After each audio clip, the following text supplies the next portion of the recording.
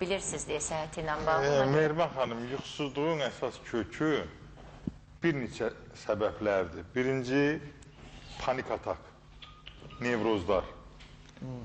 Sonra klimaks, qadınlarda və kişilərdə. Durduğu yerdə deyir, elə bir ki, istilik gəlir, qan tərə batıram, sonra buza dönürəm. Yəni, hormonal pozğunluqdur.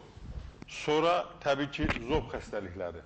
Zəhəri, xüsusilə zəhəri, toksiki zob və ya ki, düyünlü zob olur, böyük olur, qoymur yatmağa.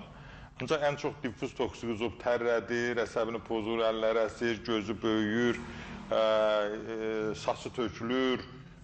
Yəni, həyatının hər şeyi pozulur. Hətta sonsuzluğa qədər pozulur zob xəstəliyində. Və bundan başqa cinsi zəifliyə qədər gətirib çıxarır. Və bundan başqa təbii ki, müxtəlif orqanizmdə olan element çatışmamazlıqları. Məsələn, vitamin çatışmamazlıqları. D vitamini, dəmir.